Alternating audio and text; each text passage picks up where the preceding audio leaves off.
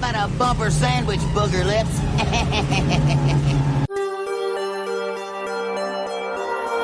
One thing about living in Santa Carla I never could stomach.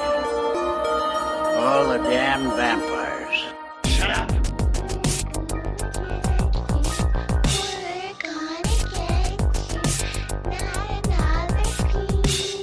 When there's no more room in hell, the dead will walk here.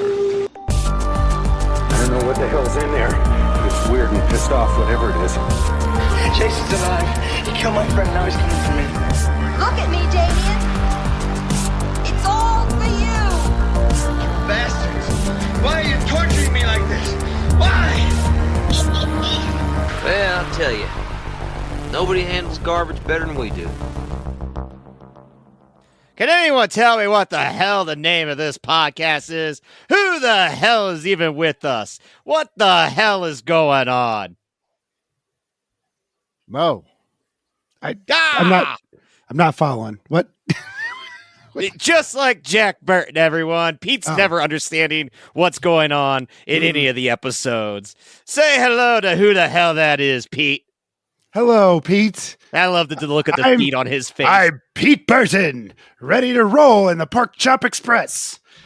I don't know who the hell that is, so can someone please tell me what the hell's going on with Charlie over there? Now I get it. Okay. I don't know, but I pay about $6,000 in podcasting fees every year, so someone better be able to answer my questions. And with them as always, and I don't know what the hell she was thinking getting into this. Can someone please introduce her already? What the hell? It's Anna. Anna Burton here. Listen, all I wanted to do was make some nice video content for the Instagrams and the Facebook, and I've got the boss man up my ass about making videos and whining about doing it this week and not doing it the next week. Why can't we always do it? Oh, it's so hard to do. I don't want my face around. And you know what I tell that guy? Shut the hell up. It's episode 200. Give me back my action at horror movies. I didn't know I needed fanfare. Well, I'll play our normal music. Roll that beautiful beat footage. That's the music everyone equates to our show anyway. Right. So that's what we're going to do here. Nate, what the hell? It's 200, man. It is 200. We did it. We got to 200. We made it past the 20-some episode hump that everyone fails under. More like 100. All those podcasts that failed, suck it, nerds. We did it better. And we got to 200 before you. Eat it, nerds. Eat it hard. That's right. And we decided the show is action. The show is horror. What better movie for the 200th episode than Big Trouble in Little China? Because it's got a little horror. It's got a little action. It's got a little bit of everything. It's got a little crazy. It's got a little everything you want. It's got some romance. It's got some gore. It's got monsters. It's got a guy in a suit. It's got a guy that blows up. It's got kung fu. It's got video games. It's got Al Young. You know, the thing that we're supposed to rate things on, but sometimes people be like, I don't know, I give it 5 Pork Chop Express. It's like, that's not how we rate things. Not how we do it around here. So, on episode 100, we did Demolition Man. And Charlie was in charge of that. A big action pick. Yeah. And we decided for episode 200, it should be something that blends both the shows together. That's what made the most sense, because we were struggling with it falling on a horror movie. What would the horror movie be? And then it was like, well, why don't we just combine the two and make it Big Trouble? Because we haven't done that yet. It's John Carpenter, the horror maestro. And it's a huge movie in all of our lives. So it just made sense. We picked this like a year ago. Yeah. We've been sitting on this. We've been counting down the days for this one. Then I have for sure. Of course. Fucking Dustin goes and covers this movie like a month before we do. And I'm like, fuck your ABCs right now, bud. Fuck them so hard for getting to the B's in like February. Could have been Beekeeper. In his defense, the patrons did vote on that. So it's all their fault. Okay. All your Patreons, fuck off. You should have voted for something else. There goes any chance of us starting a Patreon right then and there. Yeah, well, I mean, we can start the Patreon. It's going to be $100 an hour for indie Bollywood movies for me. That's right. That's right. That way I can retire. Yeah, that's the fee. Italians, straight out. Yeah. Straight out. Patreon. You don't watch those movies? Straight out. It's going to cost you. Never. It's just constant with Nate. Nate has started more feuds in less than a year that he has doing this podcast for 4. Yeah. So usually we give him 1. You get 1 feud. Not this year. Nate's fighting everyone. Yeah, we're doing Big Trouble in Little China, man. And Nate's on fire, so I better hit the trailer before he forgets. And we're going to jump right into it after that. This is Jack Burton in the Pork Chop Express, and I'm talking to whoever's listening out there. It's a pretty amazing planet we live on here, and a man would have to be some kind of fool to think we're all alone in this universe. There is a hidden world where ancient evil weaves a modern mystery. What's going on here? Is this some kind of magic? The darkest magic.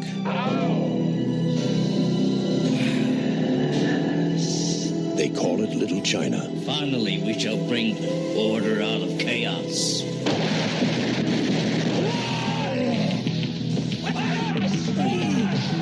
It's where Big Trouble was waiting for Jack Burton. Who? Jack Burton. Me. Jack? They told him to go to hell. You make one move. And that's just where he's going. Somebody, I don't care who, tell me what is going on.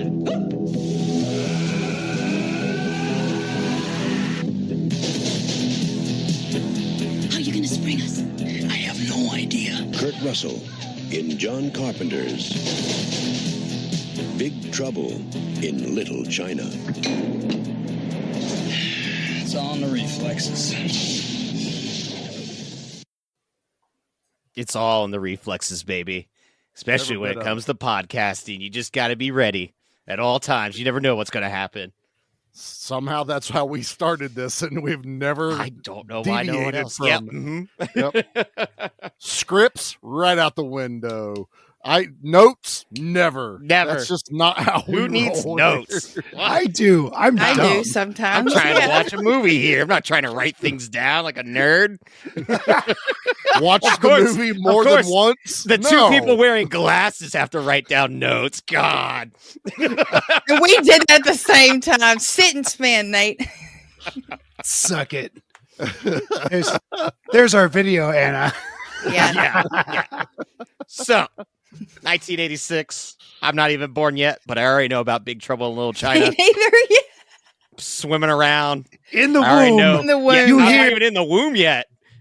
I'm just swimming. You're not even in the womb. And on the Your womb, soul is in the I have ether. a mullet. I have little sideburns, and I'm like, where the hell am I supposed to go? You're filling up a chamber in your daddy's testes. Yeah, just waiting. And I didn't find my way in a sock. Nate's the one that won. Just think about that. Yeah, I know. Yeah. Perseverance. So, I'm curious. I got a lot of stamina. Do you? Yeah. I think it just means he doesn't take no for an answer. Exactly. Yeah. Persistence. So I'm really curious then. Anna, what is your history with Big Trouble in Little China? I think I watched this in my early 20s. I had an ex-boyfriend who introduced it to me. Yeah. Well, he's an ex, but he's an ex, did a but good job. Did good. That's he good. Did show me some good movies. One thing, yeah. But I remember back then being shocked to realize that John Carpenter directed it. I was like, because at that point, I only knew Carpenter as the horror guy. I didn't know him as doing, a little bit of mixing genres and stuff. So it was a treat then, and it's a treat now.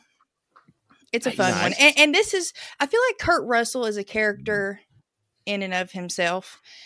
And he turns that on in certain movies, but this is one of the ones where it's like turned to 10. And I just see Kurt Russell because I feel like he is Jack Burton. Like they're kind of one and the same. And so like I just crack up. It's like just the way he talks, I just love it. He embellishes that a lot more in this movie than, some of the other stuff he's in. I wish this was my story, but like I had a buddy who got to meet John Carpenter years ago at one of the cons and gave him a copy of Big Trouble to sign. And I guess John Carpenter said something along it's like, "Oh, I haven't seen any of these today because it's a horror convention.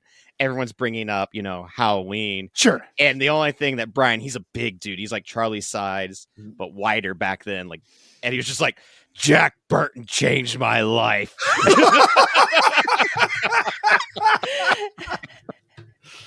Which I think is very accurate for any male that grew up watching this movie.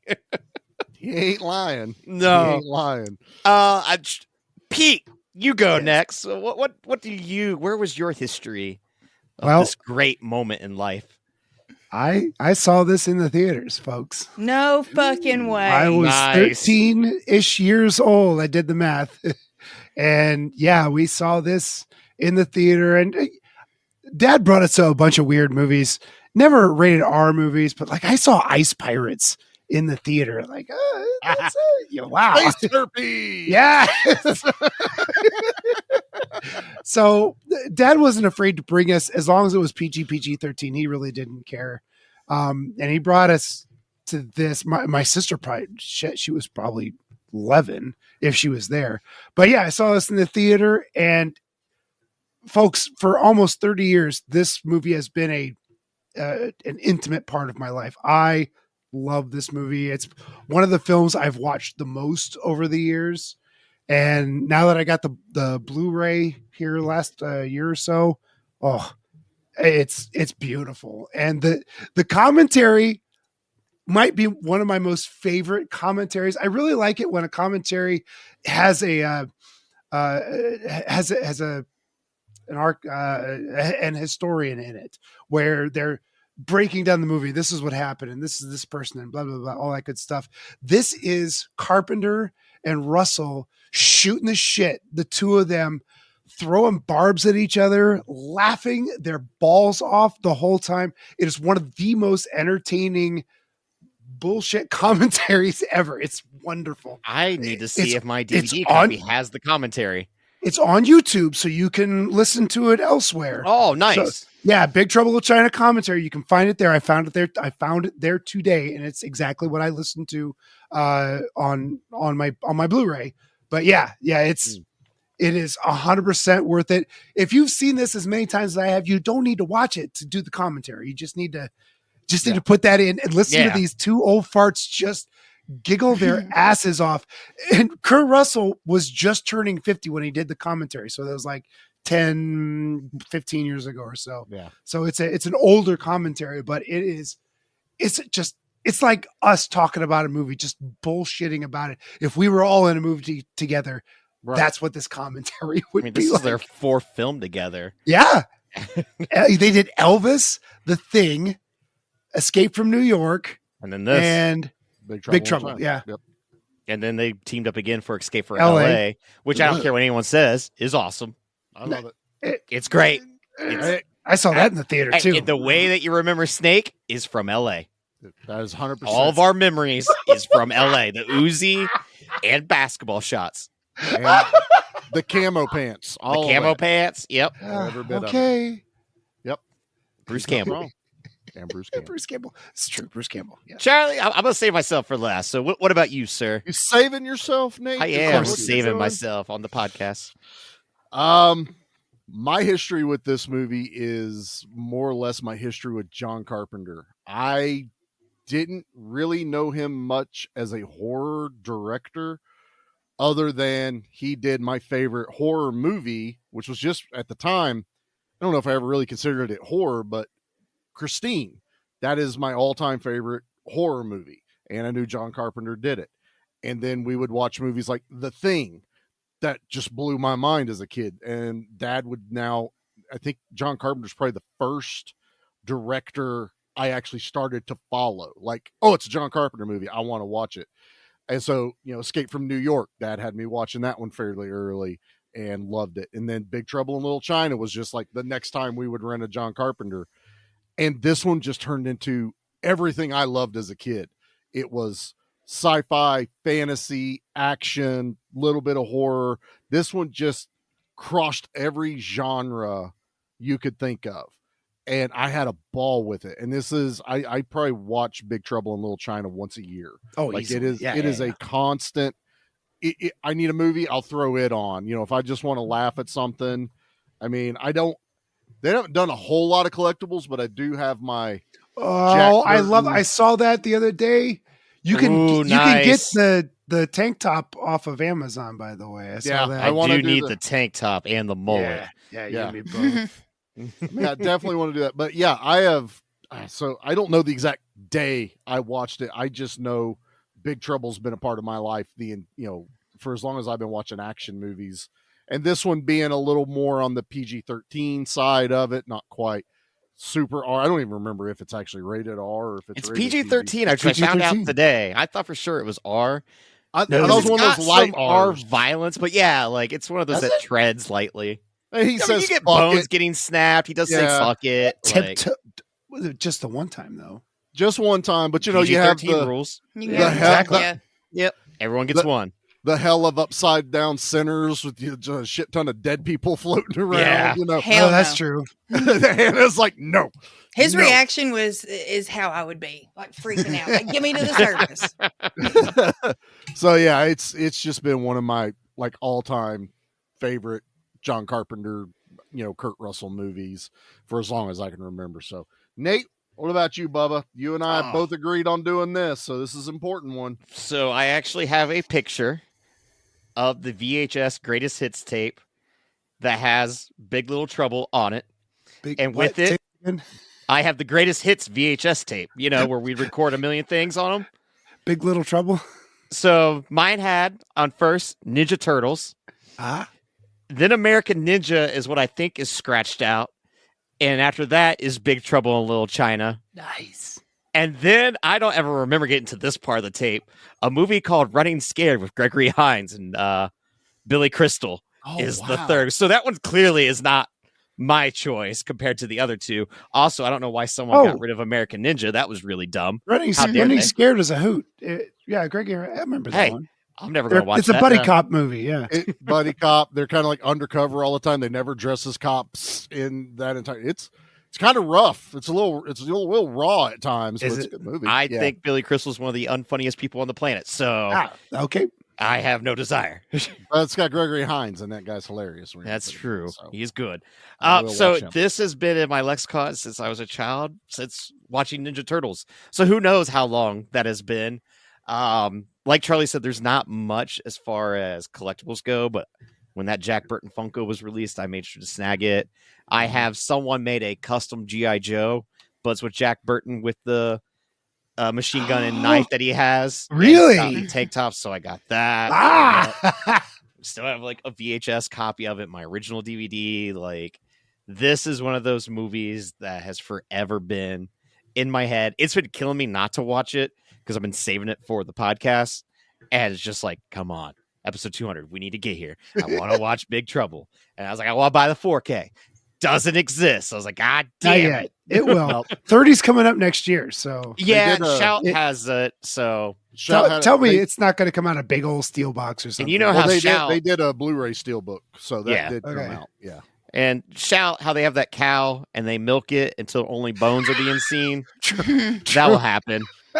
Yeah. So, and don't worry, it'll be like $40, and I'll go, fuck you. I'm not going to spend that. I'll wait till it's on sale. No, it'll be 80, and it'll have like all the shit with it. It'll come with a poster. Sure. It killed me not to buy the board game when it came out. Ooh. Yeah. They did do a board game. I don't remember the board game, yeah. They had it at Origins one year, like when they were displaying. I was like, oh, I want this. Nate, did you get what I sent you, though? I don't know. Did you send me something? Commodore 64 version. Oh, yeah. I don't remember that Trouble. at all. No, I was a Commodore 64 kid. I had one. I programmed games out of the PC Gamer or whatever for my Commodore. I had a whole bunch of games. I had never heard of this before. It was incredible. Side-scrolling beat 'em up. Wow. Yeah, it looked like Kung Fu. Remember that one where it was Oh, yeah. based on, what was it, Fist of Fury or something?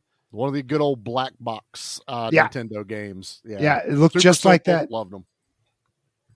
I'm But- also going to say I regret not getting the board game because now that I'm looking it up, it's $400. Yeah, I bet. Shit, it's out of print.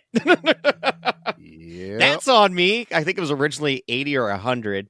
So That's still a pill. I mean, with those board games though, of how many tokens and pieces and all the artwork, like that's usually why I won't spring it. Like I bought the Thing Outpost 31 board game when it came out, but that was just one of those like I gotta have it.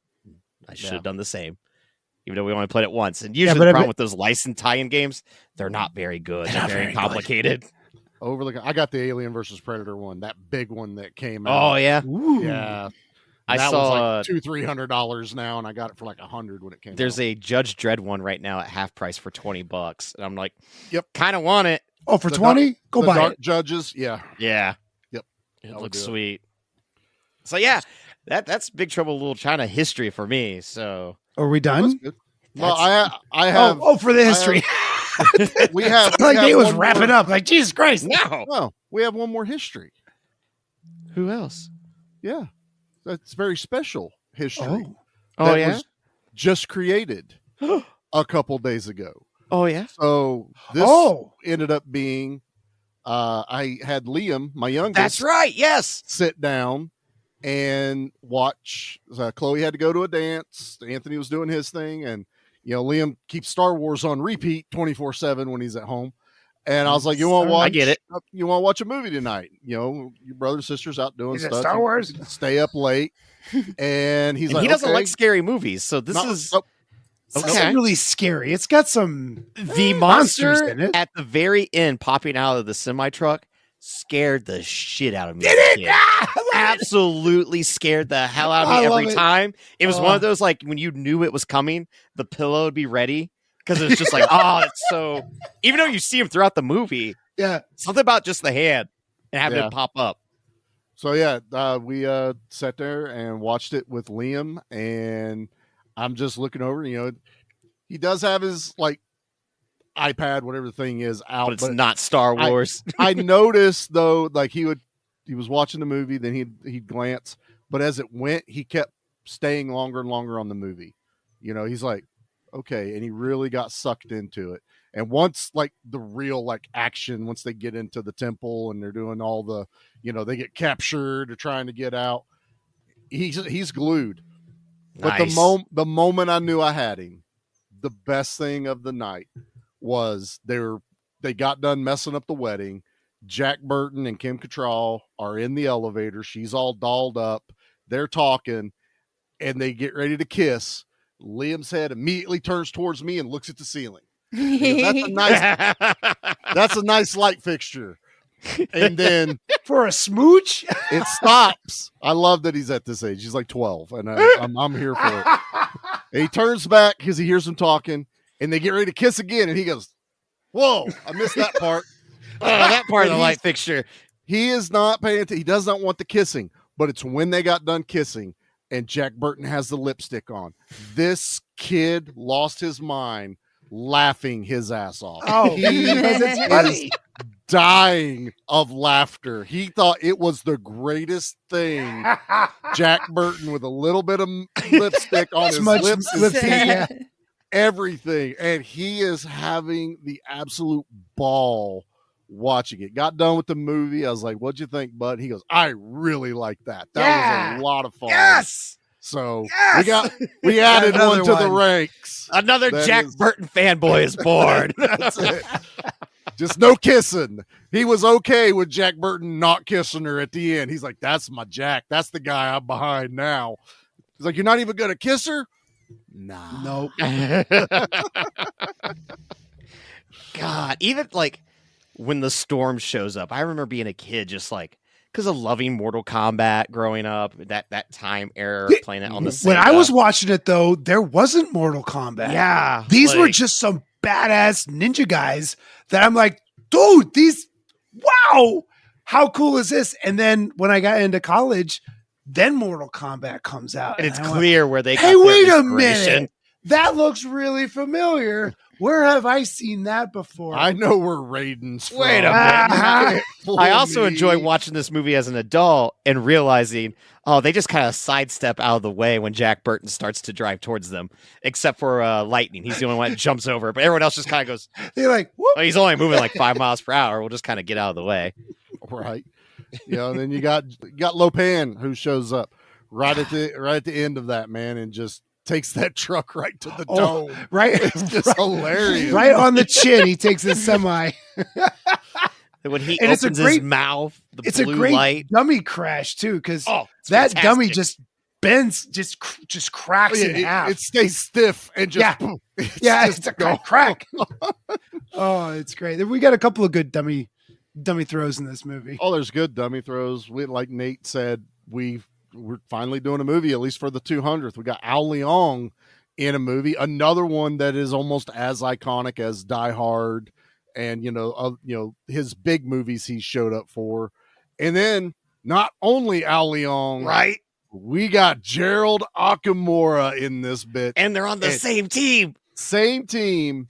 And I'm sorry, Gerald kind of outshines everyone as far as henchmen, because they gave him the bandoliers and the golden 6-shooters, and he is badass of all badass.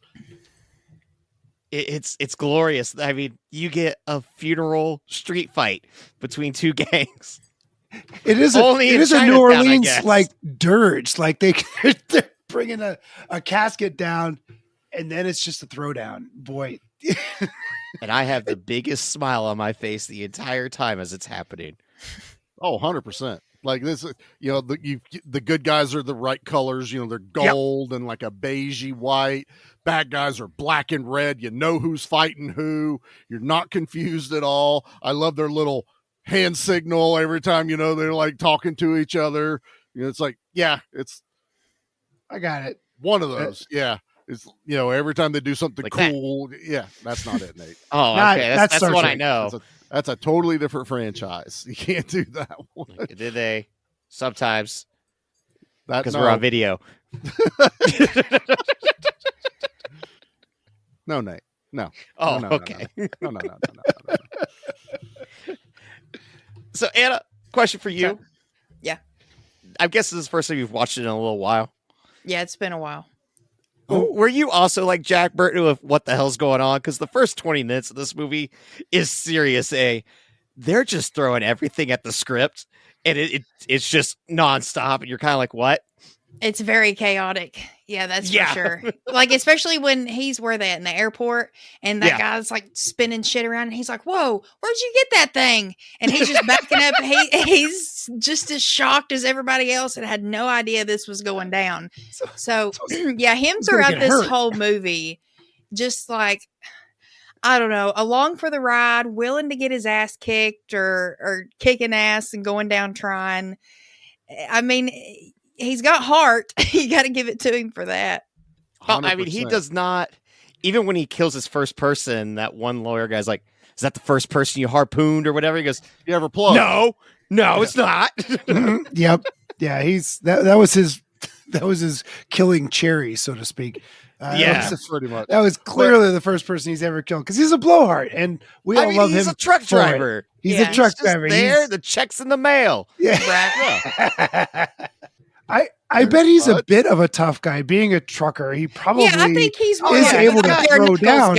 He'll go knuckle to knuckle in a parking lot somewhere. Even though he knows these people in Chinatown, he's still out of his element as far as being aggressive and fighting. He's more of an arm wrestler with Stallone than kung fu in the alleys. Right.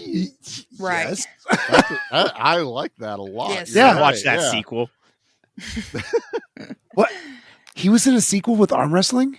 No, I'd say I'd watch that sequel, like a sequel to Over the Top. You'd watch because Stallone was in it, but then Tango and Cash, they were in the movie together, so then it only makes sense to do the Over the Top Part 2. No, Top Harder. No. We'll see you Top Harder. No. What? See, this is I think that's a really good, appropriate name. This is when they should have had like post-credit scenes and stuff. And after the credits, Jack didn't get his truck back, but then all of a sudden, Hawk trucking truck pulls up, and Stallone gets out going, "Hey, I heard you needed a truck. I need a driver. tosses And in the then keys. That's when they do the Predator handshake kind of They thing. do the Predator Yeah. handshake. But Jack Burton misses it completely. Oh, yeah. And messes it up Yeah. the whole But way. he blames Stallone for missing it. Right. You Yeah, swung it's too not his fast. fault. Yeah, you moved your foot. You know you're supposed to plant. I love nerdy God. Jack Burton too, where they're like, all right, just go in, Gosh. act like you want to purchase her, and be cool. He looks And those like glasses a total and that hair. goober. Total goober. Price is no, because the bordello is like, oh, so you can spend whatever you want to. Okay, we'll figure this out. But He shows his hand too quick. He once again going in there. He's not used to this kind of like having to go in not an covert undercover. and being undercover. He's a truck driver. He just wants to get his fucking truck back, and he's going into a brothel trying to figure out where this lady's at, and shit hits the fan yet again. Like cash or credit. Oh, I guess I got to do cash because I'm sure this isn't deductible at the end of the just the dorkiest of things to say. Like, Wang is trying to get his fiance back. That way he can marry her. And all Jack Burton can worry about is the money that Wang owes him and his truck getting back. That's like the two nothing things. or double, man. It was nothing Yeah. or double. That's a couple grand he's owed. Mm-hmm. You know, he had pretty good Who wad cuts a right bottle in half with a machete? It by the usually way? works at home. That's what he says. Look, he's north and south, man. That's why he didn't cut through the bottle. Yeah. He's thinking with the wrong head because ever- his fiance is coming in. You ever thrown a that's- beer bottle that's in pretty there? gal. She's from Ohio, by the way. Is she really? Really? Yeah, the Mao Yen? Bao Yin. She's from Toledo, Ohio. Yeah. She has absolutely like almost no speaking lines in this entire movie. Yeah, it's real sad. No. Yeah. Just there to look pretty. Basically, she's got the green eyes. I was going to say, does she really have green eyes? Or No, was it they like a both her and Contact. Cottrell have brown eyes, so they That's both what have I thought. I contacts. had read that before. So This And is like the it- only movie where I have found Kim Cattrall even remotely attractive too, which is Oh, very strange. stop it. Have dude. you seen gotta watch Porky's? Is she in Porky's? Yes. Porky's? She's Dalmatian or Split Second. Aaron's She got to looks tell great. me. I think I got that name wrong. Yeah. Well, or was it Labrador? All I know Labrador. is Sex and the City. That's I think what it it's the was. Labrador. Labrador. She's also a really good looking Vulcan. Okay, I'm sorry. That's Oh, God, you fucking nerd. Oh, yeah? Bang, folk Yeah. what and was she? shit. Where was she a God. Vulcan? Which movie was she? A it Vulcan? was the Undiscovered Country. Oh, that's why I don't remember. She ends up being one of the ones in the cabal setting it Okay. all up. But that's Kim Cattrall as Okay. as a Vulcan. Yeah, Sure. I like Kim Cattrall. I don't have any problem with her. I got no problem. I think she plays a very good comedic actor. She does very well. She plays a straight man. That person, whatever. She does, yeah. She plays everything straight. She doesn't tell any jokes. Gracie Law. Jack Burton. Stay away is- from her, Jack. She's trouble. That's Jack all Burton you is ever hear telling people jokes say without about trying to her. tell jokes, but yeah, she plays a straight man, and I think she does a great job of it. I can't say enough good things about Kim Cattrall in this movie. She's like, you want to stand down, win some? It's Miller time. Yeah. That was another good one. I like that a lot. I like when she like barges into the restaurant and she goes, "Don't be alarmed. It's just me, Gracie Law." And I'm like, all right, I'm not what's alarmed. that supposed It's Gracie to Law. mean at all? She's like incognito. She's taking off multiple coats, the hat, everything. Don't. It's me. It's Gracie Law. And then old dudes are like, "What's Gracie Law doing here?" Or when they're in the does. kitchen and they're going like over the plan, and then Jack's like, "Hold up, I'm starting to feel like an outsider here," and she goes, "You are." Very quick. He's wearing like a kimono robe or something. Yeah, because he's drying off. It. And then you got Victor Wong as Egg Shin, who in the beginning is being interviewed of the movie about Chinese sorcery. Mhm. I love Victor Wong so much. His little like eye that he's always got like kind of like He's closed got a little halfway. He's got droopy this, eye like, there. look Yeah. Droopy to eye. him. He's got this. But he's got such that a good voice. look. His Yeah. voice is so good. Like it's indistinct. You know it's Victor Wong in a cartoon or an anime As soon as James Hong as well, like there's no mistaking those actors when they're in an anime. Like I know who that is, and that's the other thing too. This movie plays like a cartoon. It plays like a Saturday morning cartoon 3-episode special. Yes, where it's just balls to the wall nonsense. And I would have you just need lasers. I would have taken a Big Trouble in Little China animated series. Oh my god! God. You could have done that. Have you read the comics? There's still time. I have. There's a whole bunch of comics out there, and I've read them, and they're delightful. They are. Some of the better Evil Dead comics or Army of Darkness comics have the same artwork that that Big Trouble comics have. It's the same people. That if they do, it's quite clear Boom. because I love. Yeah, it's Boom for sure. Boom. I just love those very cartoony, animated, exaggerated features. And but you look at that and you're like, yes, I need. I'm down with that too. Yeah. I need this cartoonized. You know what I mean? Yeah. I would watch that in a heartbeat. Hell, make it now. Why do I gotta say you should have done it? That's why I said they've got time. There's still time. They can. Kurt Russell can still do the voice. I'm cool with that. Now, I know there was talks of doing like that remake years ago with The Rock. I don't need a remake of this movie. It would make no sense. No, not with the fucking Rock. I'm done with The Rock. Everyone. Me too, dude. I'm done with him. He ruined what he was starting out perfect as an action guy. He was perfect. Doing faster, doing some of the early like action, Walking Tall. Hell, Fast 5 was awesome. Fast 5 was great when he was a badass. Yeah, and then it just his ego got in the way. Disney stuck their teeth in him. And I'm like, no, I'm out. Now You're he's got done the now. khaki cargo shorts in every movie. Yeah, I don't. Now he's wrestling again. He made John Cena turn. I don't like him. That's it. I'm done. He's a good villain in WWE right now. He is a very good villain. Good heel. John Cena just made every Make-A-Wish kid cry. Okay, that's exactly what happened the other night, and that's not cool. That is true, but also John Cena got his ass beat at the Royal Rumble, and he made every Make-A-Wish kid cry when they went, oh, man, that guy was supposed to win the Rumble, and he didn't, because 2025 is the last year of Cena. That's our little wrestling talk right now. If you want more wrestling talk, not us. That's just what happened. Hey, wrestling's way cooler than Star Trek. It's got elbow drops. And it's got Macho Man. He's dead. Still in my heart, he's alive. Lives on forever. Yeah, he will never be dead. R.I.P. He's immortal. Randy Poffo. The cream rises to the top. Oh, yeah. I'm talking about Jack Burton. Columbus, Ohio native, by the way. Who played for the Reds. Yes, he briefly, yeah. Briefly. It counts.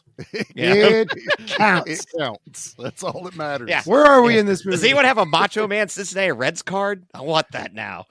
I bet you could find one. Yeah, I don't think they're all that expensive. I don't think that one is. I don't think it's expensive. Well, get on your phone, Nate, while we're podcasting like you do. No, I'm not getting on my phone. I gotta save it for later. Go play your Zelda game. No, my Zelda game's hooked up in the living room. All right, well, I'll play Charlie for a second here. I have actually talked to Gerald Nakamura through Facebook. Ooh. I was making his memes for him for a while whenever he was trying to get out there and more people, interacting with him. And then I also talked to James Pax for a little bit, who was Lightning in this movie. Nice. Neat. So was trying to, this is when Nate and I both were like, we should do interviews. And I was working out to try and get him on, which I was going to have to talk to some of the guys that were under him that he was managing first. And then Nate and I decided we don't want to interview anymore. So, hey, to be fair, interviews are super hard. You got to get the scheduling just right. Some people only have iPads. They don't have mics. Interviewing's a bitch. They don't tell you that part. That's why we don't count them to our 200, and this is 200. Yeah. Or, you want to interview them? Well, guess what? They live in a different time zone and are only available every other Saturday when there's a full moon. Oh, wait. At 6 a.m. At 6 a.m. At 6 a.m. Till 6-7. That you have 6:07. Yeah. You have 7 minutes to get this interview in. And it has to be an hour long. Good luck. But it is kind of cool, to actually like talk to people that are in some of your favorite movies and not like gush on them like, oh my God, I love you so much. Please just talk to me for 5 seconds. Oh, I wish the guy that plays Wang, Dennis Dunn, would like show up the cons. That dude like basically disappeared. Yeah. And I have loved him in this movie just as much as Jack Burton because he's just so good. All the martial arts, the flipping, his like whole dedication of being like, he's the lead with the bumbling American idiot who thinks he's the lead. And it's such a good dynamic that I don't think I've ever seen be pulled off in any other The movie. Green Hornet was kind of that way. That's true. Yeah, that's a good point. Because you had the rich socialite with all the gadgets and the sidekick that actually did the fighting. Yeah, which would actually beat everyone's yeah, ass. Yeah. Yep. Well, that was easier when it was, Bruce Lee running around kicking That everybody's ass doesn't for hurt. you. Yeah. Yeah. I mean, if I had Bruce Lee as my sidekick, we're like, you go do it. No. Attack. Go get him. I've seen you. Stick him. Go, boy. Go. He's not a Pokemon, Pete. He's a human being with feelings. Bruce Lee, I choose you. Bruce Lee, dragon kick. Pete running around with a kung fu Pokeball. I need one of those. Alion, I need you to just take a hit real quick. Oh, wouldn't that be cool to collect all your favorite kung fu guys and Pokeballs and whenever you want to? Dolph Lundgren, attack or something. I will break him. God, we should go to commercial. I'm thinking that We should. Yeah, we're slowing down here. Well, you got it right after this.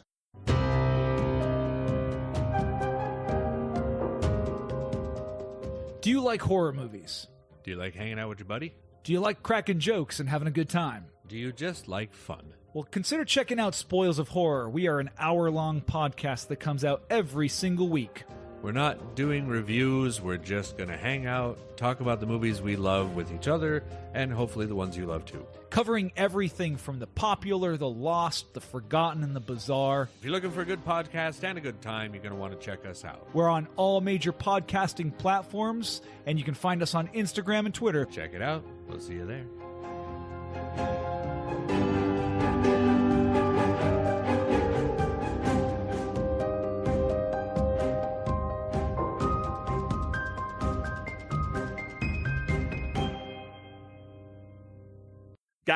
Guys, we've been doing this thing for a while, and I think it's about time we make a trailer. Yeah. All right, so here we go. Let's get this thing. All right, ready? All right, what's going on, everybody? We are Dissect That Film. I am Brett. I'm Dan. I'm Angela. And we... Oh, wait, guys. I have an even better idea. What if we had somebody with an epic voice sell our show in a way that our show actually isn't? What do you say? Yeah. Sounds perfect. All right, let's go. Let it rip. Your host, Parker, Dan, and Angela slice and dice their way through the good. If it bleeds, we can kill it. The bad. You brought the devil! There's a devil inside everyone. And the ugly movies you love. And you can't piss on hospitality. I won't allow it! Hold your favorite films and franchises tight, because they aren't safe. In fact, it's already too late. It's time to dissect that film.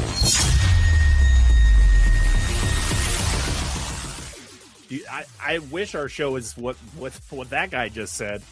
But you know what? If you want to listen to our awesome show, Dissect That Film, you can listen to us on YouTube and on your favorite podcast apps every single Friday, where we talk about all the wonderful films, good, bad, or ugly, as that epic dude said back there. So until next time, I'm Brett. I'm Dan. I'm Angela. And we'll see you all again next time.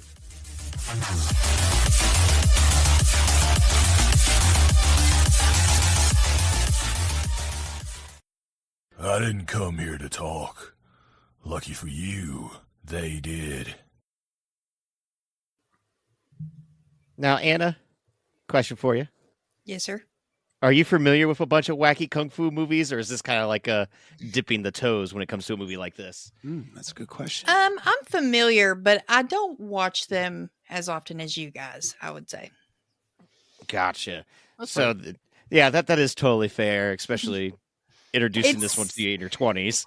Yeah, it's not. I mean, when I think of like Kurt Russell and John Carpenter, I go to more of on the action side. I go to Escape from New York. Like I have more nostalgia with that movie because I did watch that one when I was a kid. Like that was the movie for me. Like this was for you guys in that kind of wheelhouse. And like that movie is very serious in its tone too. You know, like, yeah, which that is a weird. levity in that movie. That it's Yeah. dark. It's a dark ass ending. Yeah, you know? I know, which is weird. I don't know why I was more into that. But I was going to watch it with Dad, and the day kind of kept going by, and I was like, do you want to watch this? Or he was like, nah, I've seen it. So I think it wasn't really something that he was too keen on, like rewatching a lot of. I think it was a little too silly, and he's not the martial arts guy either. Like he'll watch war movies or, you know, big blow 'em up explosion type stuff. But as far as martial arts, that's not really his thing either, you know. And I know Charlie's like the same way of not like being growing up big because your dad wasn't into martial art movies like mine was. But the thing with this, because it's John Carpenter, is all of the weirdness to it. Especially once the movie reveals monsters. It's like, whoa. We have a beholder in this movie who's floating around. Mm-hmm. Which is still one of my favorite jokes when Jack Burton shoots it and goes, "What? You gotta try." Right? Between that and, you know, as a kid watching this going, was that Beastman that grabbed her and took her into the cave? When those you know, eyes pop up like Scooby-Doo into behind the frame. And you're like, whoa, those are yellow eyes. What the hell is that? She What should have hell is fought that? a little harder. When he threw her over his shoulder, I was like, girl, you ain't fighting at all. You're not My putting hair up would have any kind turned of fight." white. I would have lost my voice. He would be covered in my urine. He might have a new kink fetish. He doesn't know just yet. I don't know yet. But trust me, I poo. a lot of emotions going Yeah, there's a around. lot of emotions if that thing touched me. Your body would just be going through a cycle. Yeah. It started at the toes and end at the head. Yeah, it did. And rinse and repeat. The Ew, production that's- design in this Literally. movie is insane. Oh, it's the nuts. palaces, like even when they're underwater, and These like are you all mentioned- sets, man. Yeah. like they built these sets, all of them. Nothing's there's no sights.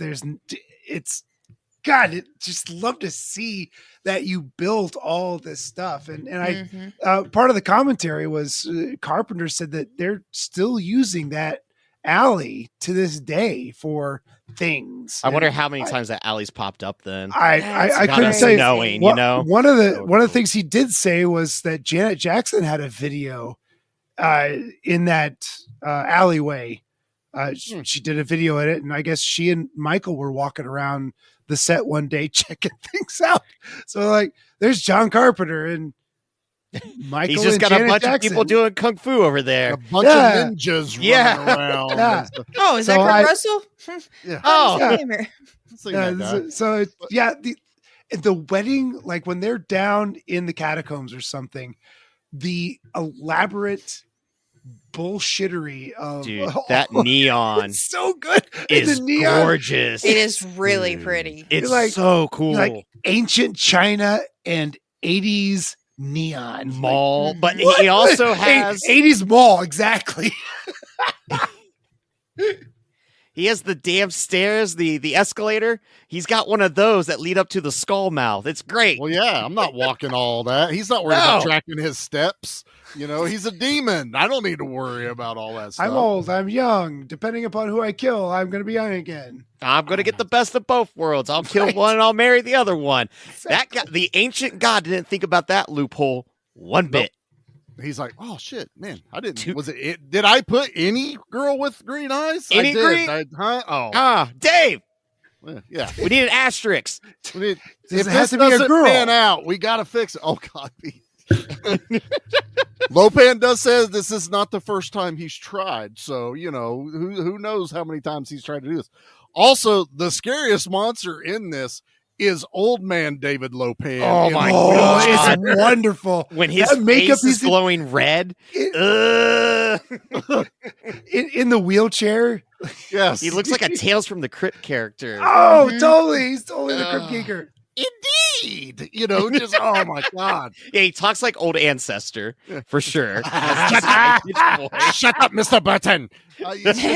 So good, man. There's no this is such a departure from almost everything else he had ever done. And also that's why I think Kurt Russell works so well, because I'm sure there was a point where it's like, how many of your movies am I going to do?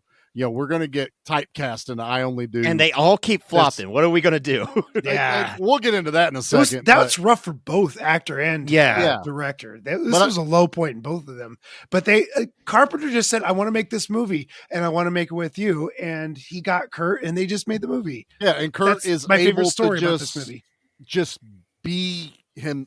I want to say himself, because I feel like Anna said, this feels very Kurt Russell. Like if you would think this is how he is quite a bit, just jovial, talking, a little bravado mixed in, so I feel like he's having a lot of fun with this, that he's not just the, I hate everything. I hate the government. I hate, I'm going to kill the thing. I don't care who I got to go through. That's just been Kurt Russell in almost every movie he's done. And then Elvis, you throw that one in to the mix. But this was like about more. Yeah, but this was just such an odd departure. And yeah, Nate, you nailed it.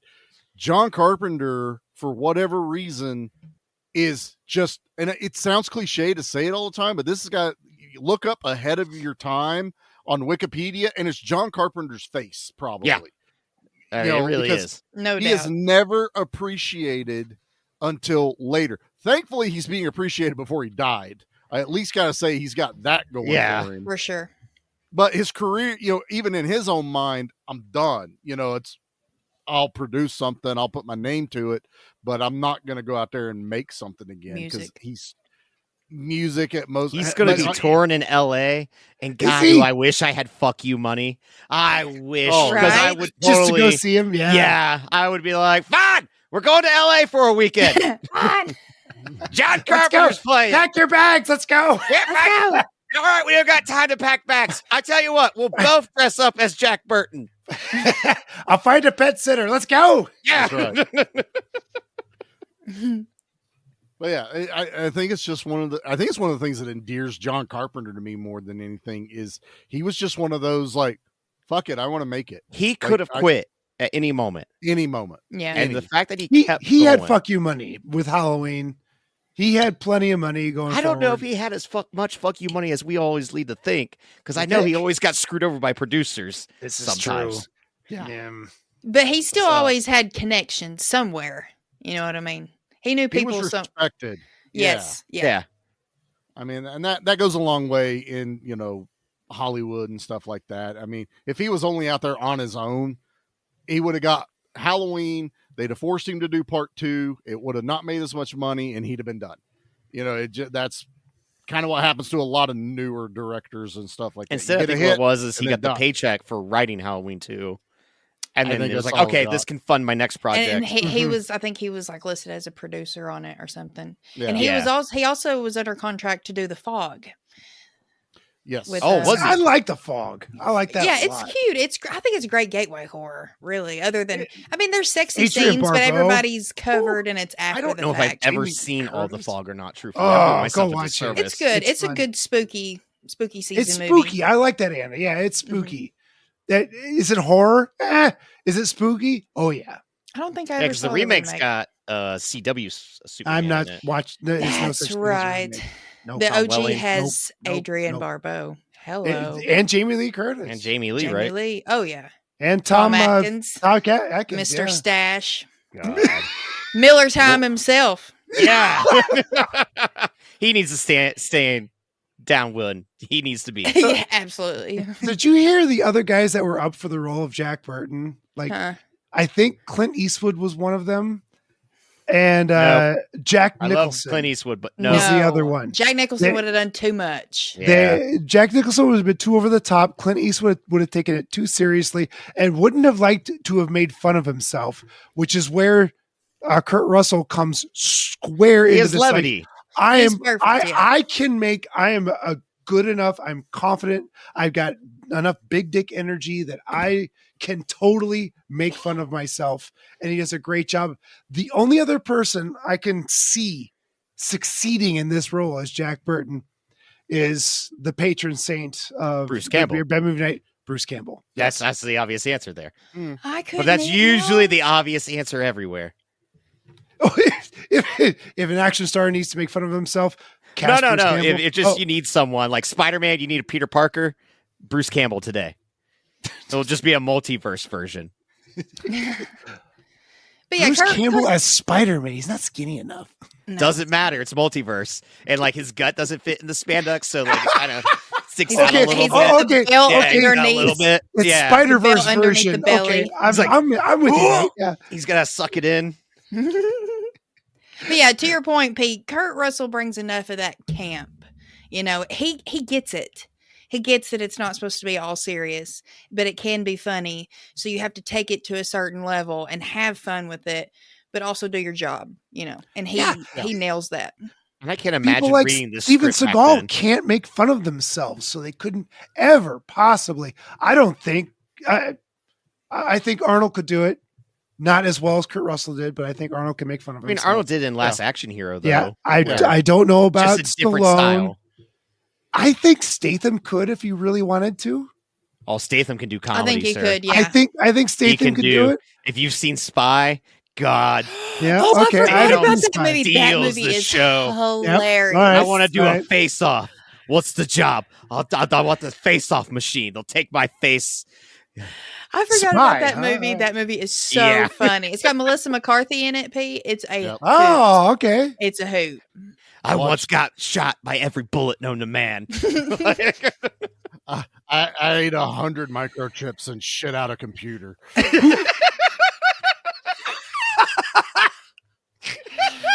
Oh. Yeah, This we're is my sleeping what on if. Statham. This is my what if moment. Like what other actors could actually pull this role off and still be a legit action? I mean, picture everyone Russell- else just reading the script going, I don't get it. I don't get There's it. no way in hell you're Exactly. going to have me do this. And they're also going to be like, I'm like the character. What the hell is going on?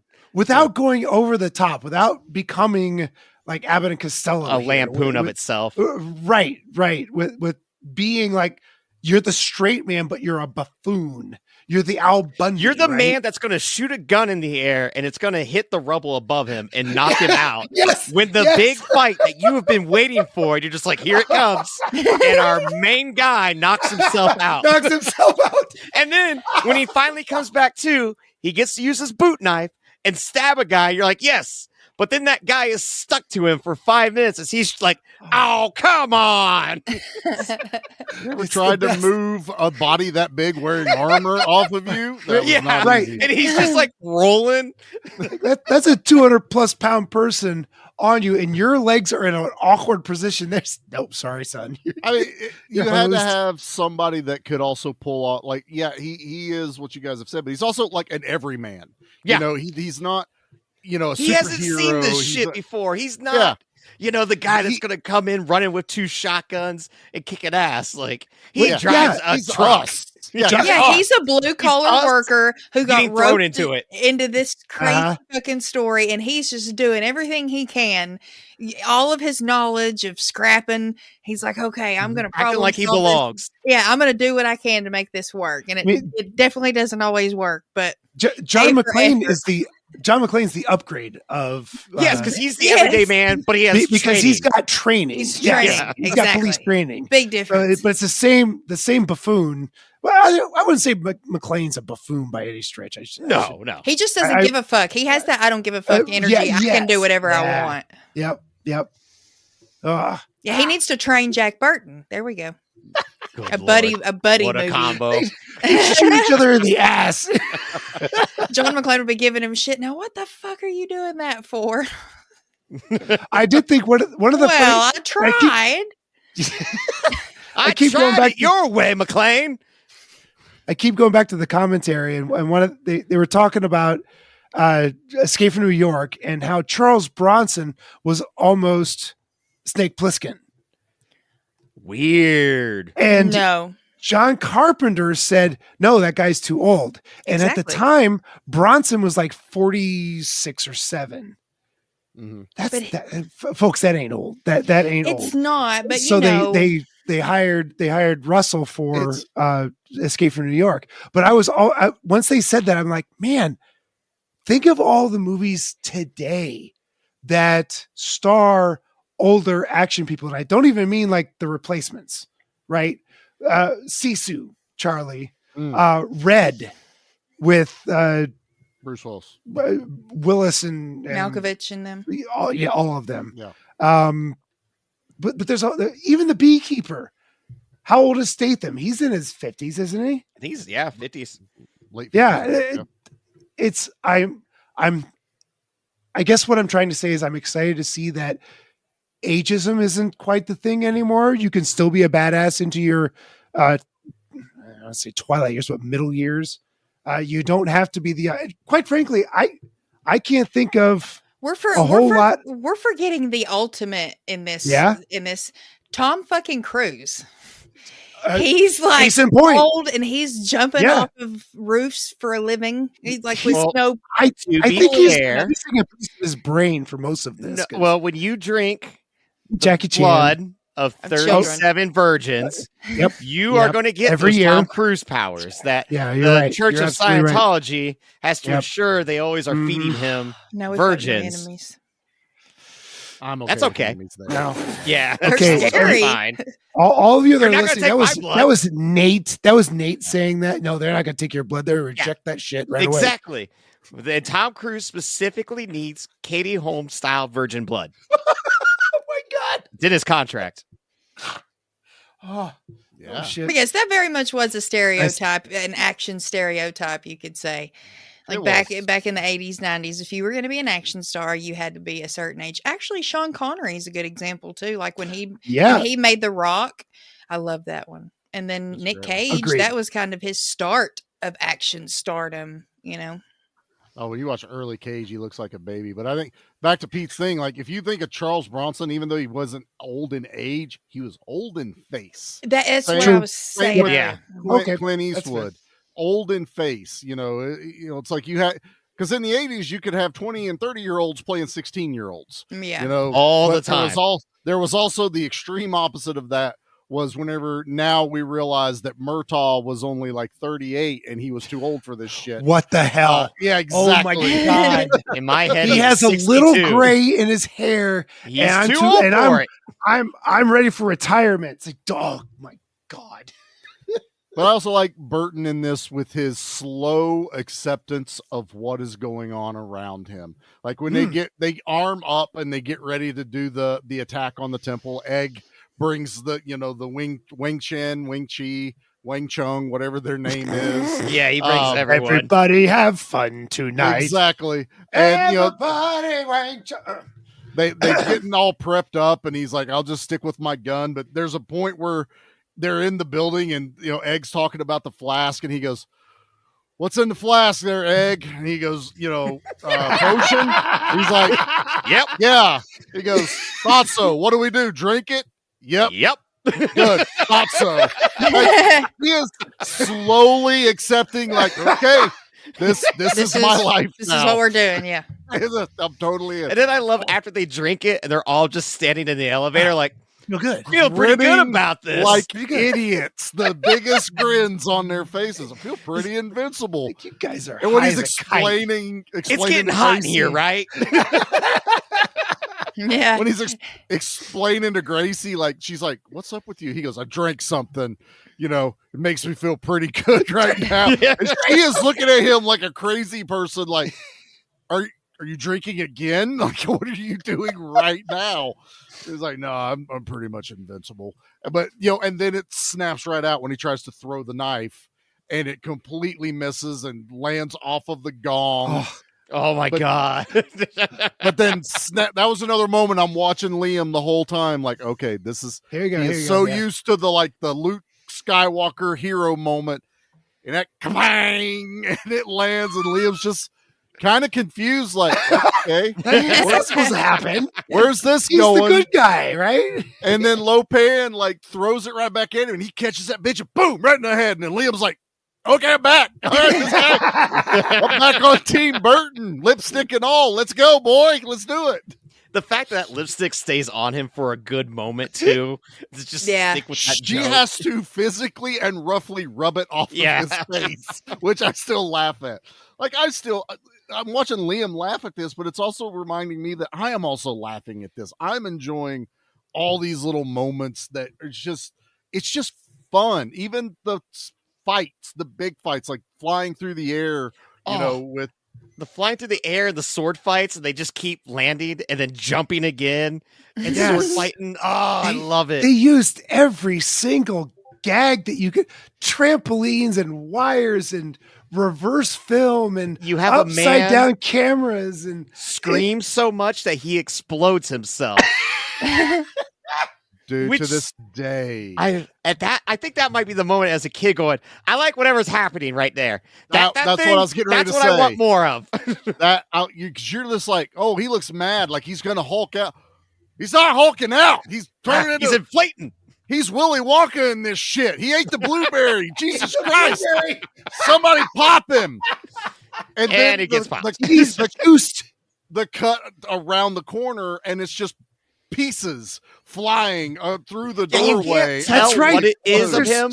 Somebody off screen throws a bucket of stuff. Yeah, that's like a cannon going on. Yeah, it wasn't. You're right. Human pieces.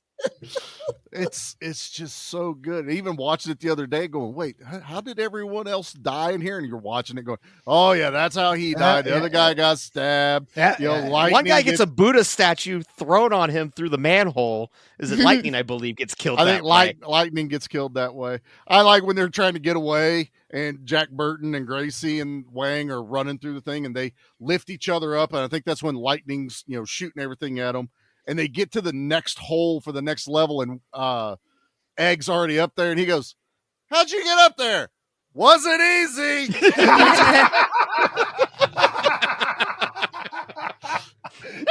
Don't. In other words, don't worry about it. It's the best way to explain a plot point.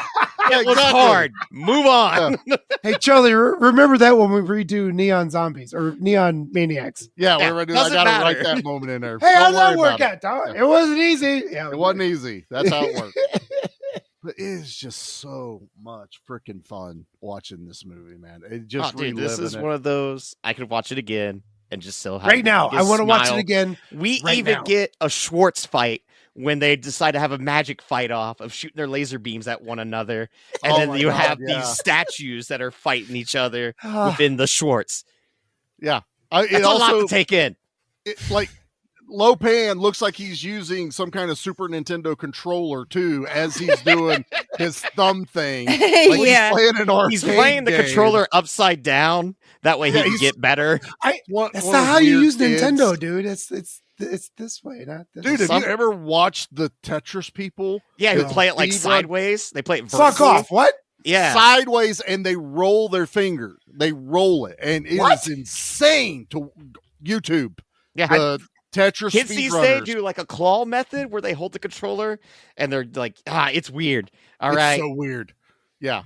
You and I, we play video games wrong compared to the smart ones. Yeah. No, it's Compared it to makes the crazy zero ones. sense when you watch it, but it's enthralling to see. Now, because you showed it to Liam, Anna, are you going to show it to Marley? If she or is was this going to be where she's like, no? She probably wouldn't be invested. No, she would just be like, too, that's why too I didn't early. even try. I didn't even try. I was like, I gotta bring it over to my Liam, Charlie. Yeah, you do. I think this is a great one. Yeah. Yep. Also, we haven't even talked about, like we were talking about the kung fu aspect of things and how goofy it gets, but you know that John Carpenter's a fan because they even do a Chinese Connection moment in this movie when they break into the warehouse as phone repairmen. Like Bruce Lee does. Where he just grabs the phone. He's like, it might be over here. The main panel's down here somewhere. We got it. We'll figure it out. Right. Those are the worst guards ever. Ever. What? Yeah, but when they come back and those guards all bring their machine guns to shoot up the bus.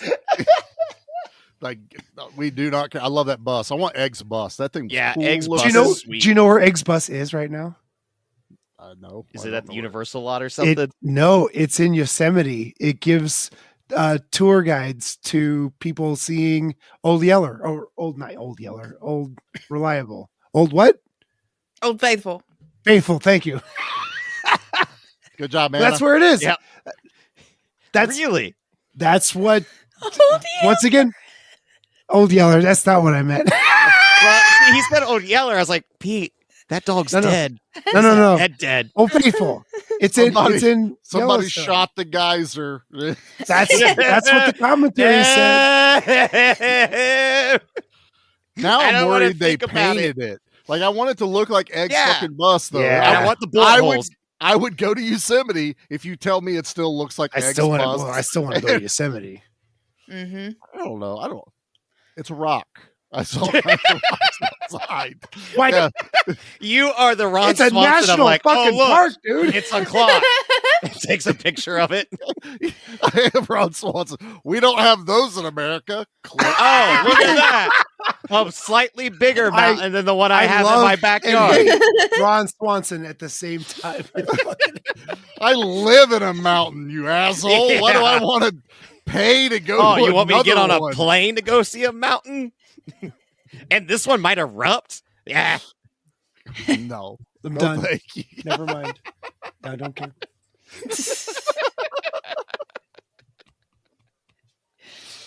Oh my god. Okay. Well, we've killed Lopan.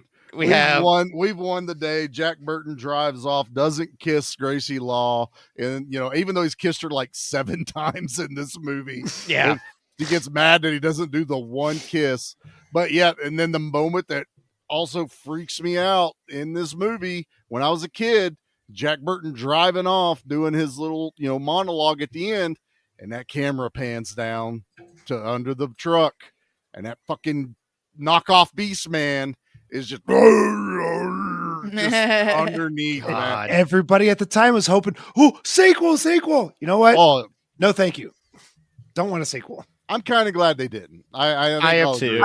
I would do like what you said earlier. I would do a cartoon.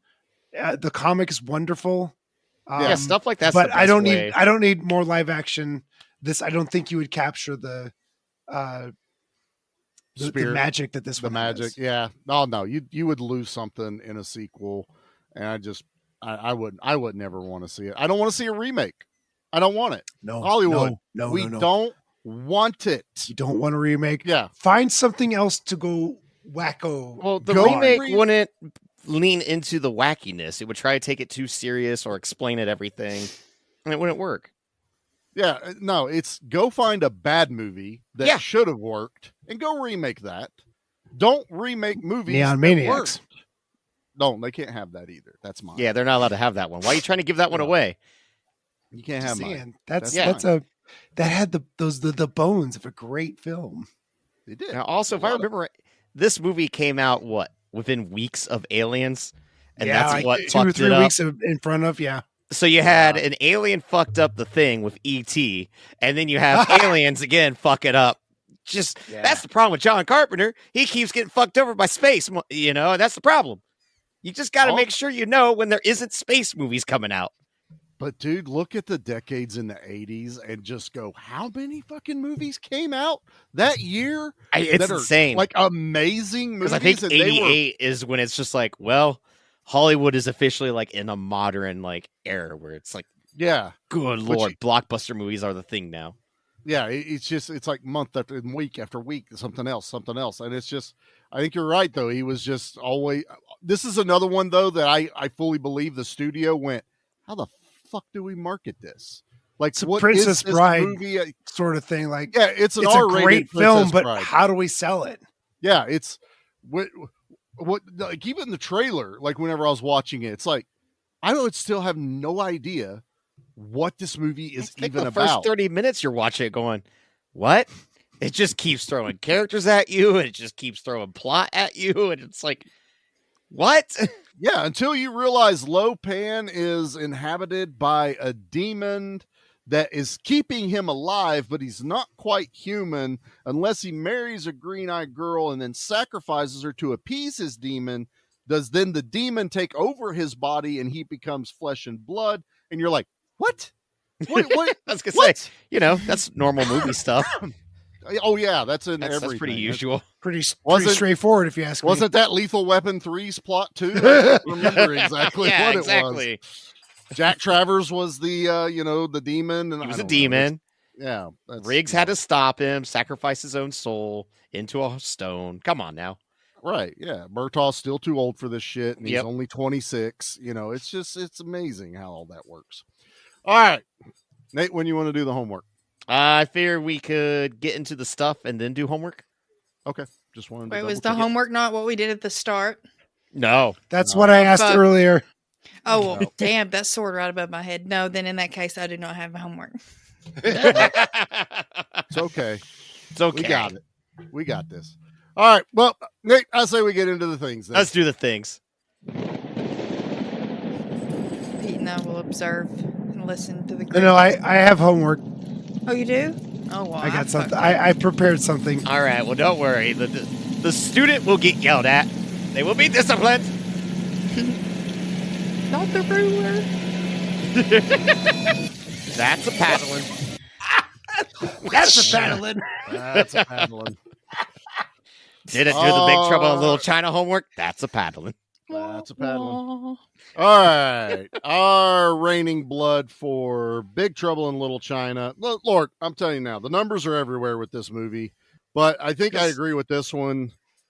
Yeah, it's like, how many people are in the building when it blows up? Were there more employees? Yeah, like there's Star so much situation. Chaos throughout. Technical. Yeah, you can get too technical in some parts.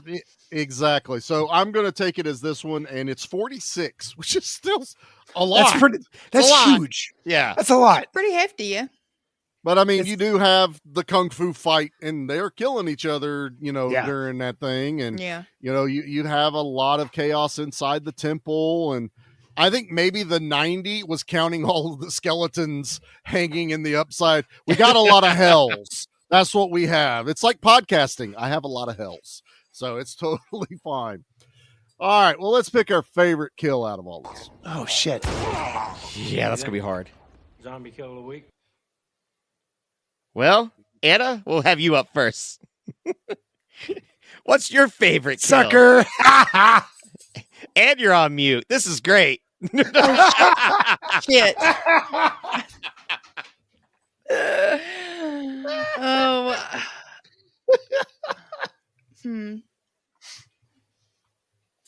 I honestly don't know. I feel like they all kind of blended together at a certain point. That's fair. You know what I mean? Yep.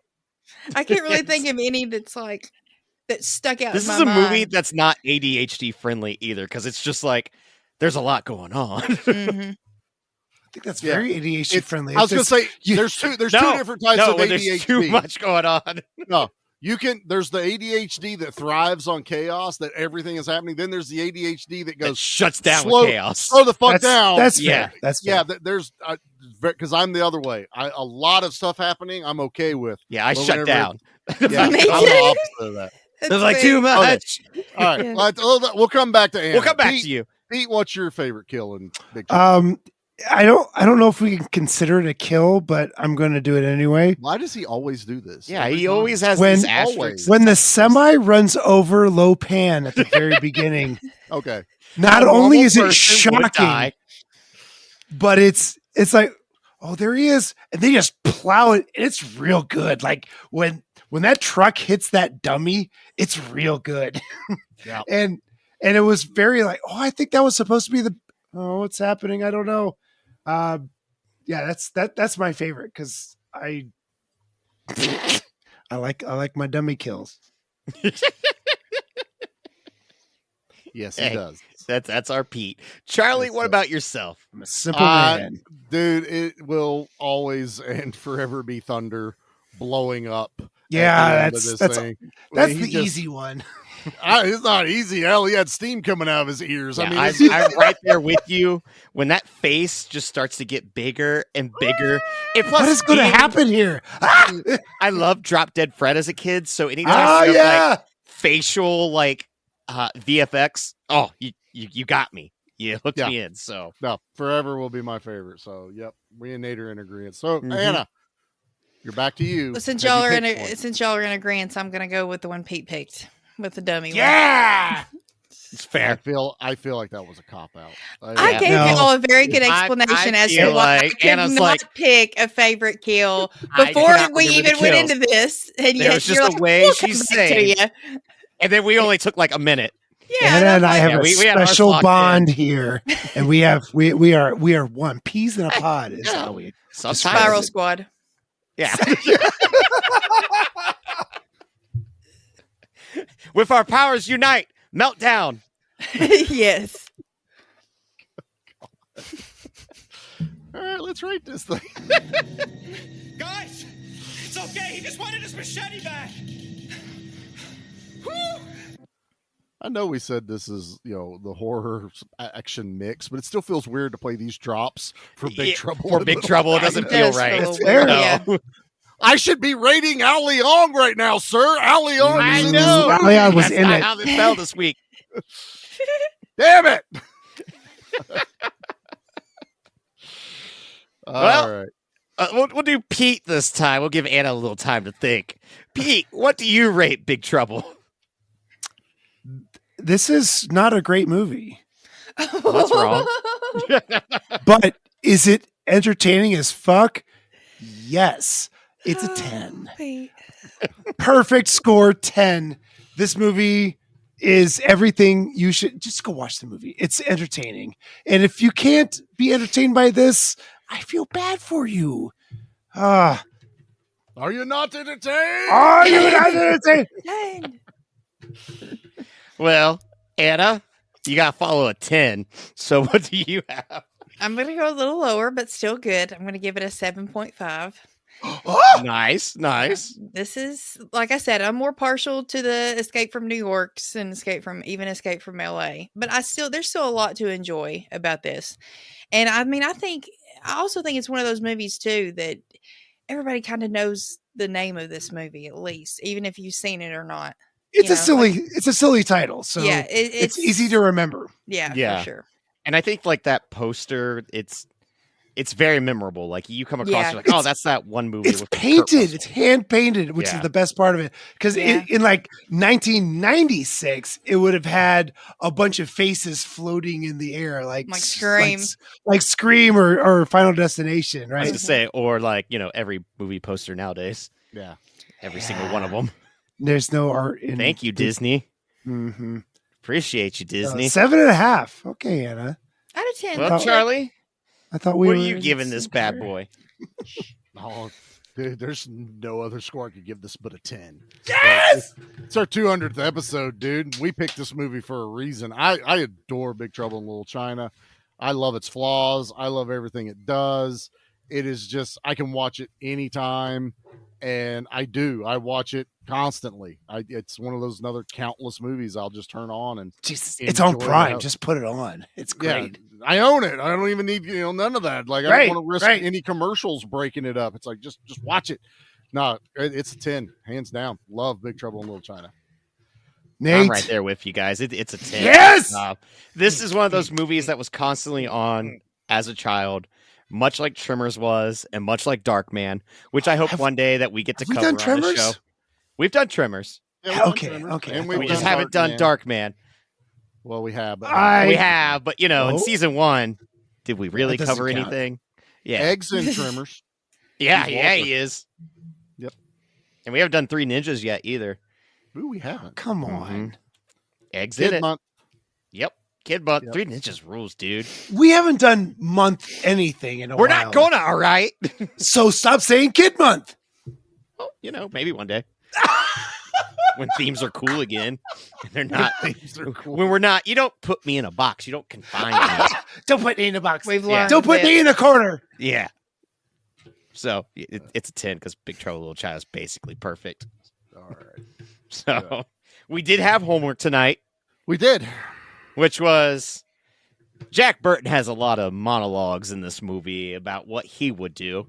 And I asked everyone, what would Anna Burton, what would Pete Burton, what would Charlie Burton, and what would Nate Burton do?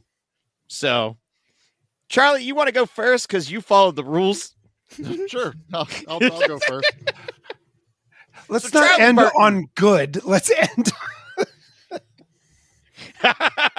Yeah! Charlie Burton! Put my Jack Burton hat on.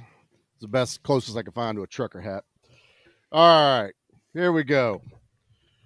Well, when some lazy-eyed 4-foot-tall movie critic tries to break your balls and look you crooked in the eye and tries to tell you your favorite action and horror movies are simplistic and the lowest form of so-called entertainment, and why would anyone want to listen to you and your podcast? Because I bet you haven't done the work or even paid your dues. Well, you just look that short fucker right in the good eye and remember what old Charlie Burton always says at a time like that. Have you paid your dues, Charlie? Have you paid your dues? Yes, sir. The check is in the fucking mail. Oh, hell! I don't want to follow that. Yeah, Nate, don't worry. You fucked up. Anna Burton, did you follow the homework? As aforementioned, no, I didn't. That has not changed in the span of 15 minutes. Y'all are lucky I pulled the intro out of my ass. So Anna Burton is going to be grounded. Just simple as that. I know. Yep. Put me in the back of the truck. You're with the monster. Mm-hmm. All right. Pete Burton, what you got? All right. This here is Pete Burton calling to you on the Pork Chop Express.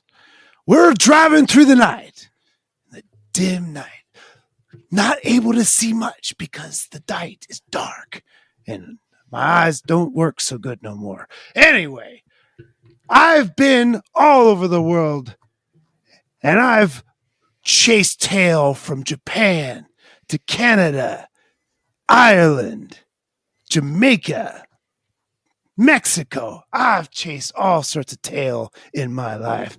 And let me tell you, ladies, if you are interested, I got only one thing to tell you tonight. That I, even as a 50-year-old person, I still fuck like a 17-year-old boy. Let me tell you, every time I take off my pants, somebody's going to be disappointed. It's going to be over too quick. I fucked this all up. Man, that was I thought you were quoting Pete Burton, y'all. Yeah, I thought this was going to be the Beach Boys song where he's like, Jamaica, Aruba, come on, baby Burton. If I only had written it down, it would have been a lot funnier. So, yeah, there's a big fat failure. Okay. This was a lot harder after sometimes I come up with an idea and go, oh, damn it. So Charlie knocked it out the park. I was on the cusp of it, and then the joke failed. So let's see what I got. All right, Nate. All right. Remember when the chips are down and there's an evil sorcerer trying to bang your best friend's gal? You got to keep your reflexes in check and follow the green light to freedom. And when it's time, you take a drink and see things unlike anyone else can, for that matter. Yeah, when the going gets tough and the wind blows west, well, you know the icy road ahead is nothing or double. And tell them what old Nate Burton would say. What the hell is going on? That was good. That was good. I like it. All right. So 2 A's and 2 zeros. That's zeros. Yep. Yeah, that was zeros. Damn it. It's pretty bad when one person put forth effort and they got a 0. He gets no credit. This is what happens when I don't write shit down. Yeah, that's exactly what happens I'm when you not don't good at off the Not cuff. only did you make everyone in the room less smarter than what they currently are. I didn't know I needed that drop. now we're- Got that for you. May God have mercy on your soul. Oh, okay. That's episode 200, everyone. We'll see you in 300. Maybe we'll have a robot arm by then or a robot co-host. I don't know. AI's advancing pretty fast. What? Is that how we're ending this? Nope. I got to give everyone the big news. I was getting ready to say this is an odd way for Nate to try and end this thing. So Yep. Nate also has other homework. So everyone, it's episode 200. I have written a little speech. After appearing on 170 episodes and 11 interviews, it is now my time as a full-time host to sadly come to an end. life has gotten a little strange, so I'm going to prepare this speech right now. And it goes like this. Hereditary is a piece of shit film, and it's time we admit it's not scary or interesting. A naked old man in a corner is supposed to be scary. When the decapitated body flew up into the treehouse, I laughed my ass off. The only time I laughed harder in that movie is when the dumb kid's head gets knocked off. Why didn't the brothers spend any time in court for that? Rich people privilege. That's why. And it's a problem in this country. Am I supposed to root for the worst mother ever in film history? She's right up there with Mommy Dearest. I get it's about trauma. That's the real villain here. Maybe go to therapy. Don't be like your mom who died, but we never got her side of things. We're just supposed to believe that she's such a bad mom and you're a good mom, but you're the bad mom. Maybe you should be like Stella and get your groove back. Jeez. And also, remember that time in Hereditary where she swam in the air and you're telling me that's scary and that Toni Collette deserved a reward for that? For the shittiest swim acting this side of the Mississippi? No, sir. Hereditary is a bad horror movie, and that's why we're never going to cover it, and that's why I'm leaving the podcast. It's also Pete's fault. Hey. Really? No, it's not. That was the joke. It's just like my speech was the whole joke that I was like, I'm going to make fun of Hereditary as my exit speech. But in all seriousness, I am going away for a bit. We know this happened last year. I was hoping my life would get a little bit under control. Nate Burton did not. So we're going to take a little bit further time away. The goal is for me to show up here and there. And I have nothing but Charlie to thank for introducing me into this crazy world. The friends I made, Pete, Anna, Steven. Well, Leo more so than Steven. Mostly Leo from Spoils of Horror. Actually, if anything, we're always wondering what Leo is up to. Not so much Steven. If that makes sense. A cut above. Steven's crossfitting. Yeah, he's probably just crossfitting right now. But Leo, he's doing the real hard work over there. He's doing the real work. Flicks and Friends. Dissect That Film. A cut above. Ted. Not Gag Me with a Knife. All right, you know what? That podcast don't exist anymore. If you're a podcast that wants, to be friends with us, maybe you don't just tell everyone, listen to our episode. I'm glad your podcast is over with. Suck it, Gag with a Knife. I'm throwing shades here. Throwing shots. Cameron, I don't care about you. Come get somebody. I'm leaving. What do I care? It's your guys' problem. That's why I wasn't on the Matrix episode either, guys. I really wanted to be, but the schedule is getting really hard. And I was like, I at least got to make it to episode 200, even though I'm 30 episodes away, because I went through and hand counted all of them. And I clicked on a couple, so we might have got a couple of downloads on accident by me because I was scrolling. I was tapping too hard. So... because I scroll like a caveman. I put my finger on there real hard and I drag as I scroll. I drag it real hard. Like you're trying to push a pellet in the sand. Stop that. Stop. Well, you don't want me to think about two fingers on a rock and I just shove it in the sand. And shove it as hard as you can. Pushing it. Just pushing it. I did write up, real notes, and then I was like, I want to make fun of Hereditary. And then maybe drag it down, and then push it up and drag it down. Stop. Yeah. And I punched the rock because I'm mad at it. I was upset he was leaving a minute ago. Not now. Not anymore. Well, to be fair, we've always known Nate's mental health is nonsense. Nate's life is crazy. And so thank you to the listeners. Thank you to the fans for everything. It has truly been a blessing to be able to spend, 170 episodes times that by at least 90 minutes. That's a lot of content that we've given to you guys. And then for Charlie to be doing this for just 30 more, plus B Action, plus all the interviews. Tubi Files. Tubi Files failed. We only did 3. We only did 3, but it failed. It did. We tried. The listeners, you're the ones that broke our heart with that. You didn't watch. So really, you know what? The only time I'm not happy with the listeners, frankly. The only time I've never been happy with our listeners is when you guys are pieces of shit that don't rate us. So you know what? Maybe you should do that. Maybe that's why I'm leaving, is because you never gave us a rating. You never went to Apple Twos. This is why I'm glad I'm not on the next episode, because comment on this episode. Comment on it. Tell us how wrong I am. Why do you guys keep letting me talk? Anyone can interrupt at any moment. But you just, you're over here just looking at me. Dead eye. Have you ever tried to interrupt yourself, Nate? It's No. impossible. It can be sometimes. It's okay. All right. What's next week? Some of us are going to miss him. Care? Some of our listeners are maybe going to miss him. Hey, the show might improve. It might. We'll see. Who knows? Pete, yeah. So next week, we are doing a movie that is a modern movie, but feels like a good, warm, old action movie wrapped up in a modern movie. We are finally doing Sisu, which is a Finnish action war-ish movie that is just balls of the wall, very little dialogue, insanity after insanity. Because I'm not there for this episode, it's a 10 out of 10 Nazi scalps. I adore this movie. Yeah. It's a revenge movie. Get my scalps. You get them in surplus. Yeah. You ever go to Costco for Nazi scalps? That's where they came from, was Sisu's body count. Interesting. So yeah, we are going to be covering Sisu. So that will be going up. And next week, we will announce what we have planned for April. We have something very special going on, and we are all looking forward to it. And God, I hate I'm missing April. Yep. And that's then figure it out, Nate.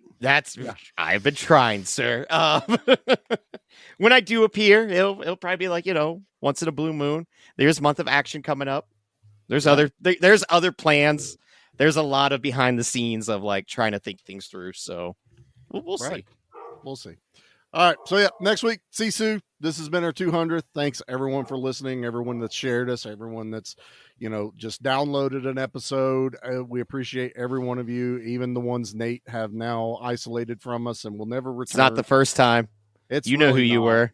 I mean, you can almost kind of see it on the graph. Oh yeah, you can. Like it's a toss up between February and when Nate throws a fit. I mean, that's just when it's like, hey, February's great. It's like the stock market. We like, don't know. No one's ever seen any of the movies in February. Nate's over here throwing tariffs on people we don't even know. Yeah, I keep trying to change the name of other podcasts. I'm like, no, you're no longer Spoils of Horror. You're Spoils of Nate, and they just don't want to do it. I don't get it. Yep. If you don't do it, I can legally sue you. You got to be on their podcast. He runs around and just takes trademarks. Don't have to. It's it's a trademark.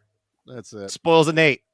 All right. If we don't stop, he's just going to keep going. So we will see everybody next week for Sisu. Thank you so much. Please like, share, subscribe, all that good stuff. Whatever it is you need to do. Find us on Facebook, Instagram. Got a lot of new followers I've noticed on those things. Thank you all very much. Also, please make sure you are following Anna with her Baron's Hideout. Is crushing it. I don't even know what's going on the Instagram page anymore. I just know I have to hit accept, and she's just constantly putting content out there, and I'm like yelling at us. We've got she yelled at us on Saturday, and I was like, "Fuck, I'll post something." Yeah, that made me smile though, because I get notifications when you guys post, and I was like, and I clicked on it, I was like, Nate. Yeah. We don't like being yelled at. Yeah. I did video. Quit yelling at me about it. We got it. We're doing it. It's all right. We're there. Oh yeah, Pete does Good Beer Bad Movie Night too. I don't know if we've ever talked about that, but go listen to that one. If they ever put out an episode. Hey, also, we missed a month. Does Nacho do they get in fights with the Ronald McDonald House? All the time. There's I always knew it. I had a feeling. Out in the playground, there's a throwdown. I figure charity organizations are always at each other's throat. Yeah, we hate each other. Yeah, especially the Ronald McDonald House. You take our money. Fuck you. Yeah, and Grimace, he's not even from Ireland. He's a phony. What? Just remember that old Charlie Burton has been hosting this action horror movie podcast for years. And let me tell you something. Nothing beats the thrill of talking about high-octane, over-the-top stunts and the heroes who don't need a cape to save the day. Sure, it's a jungle out there in the podcast world. Tons of shows, tons of opinions, and everyone thinks they're the expert. But I've seen it all, my friend. Bad acting? Check. Ridiculous plot twists? Oh, you bet. Explosions that make zero sense? You're in the right place.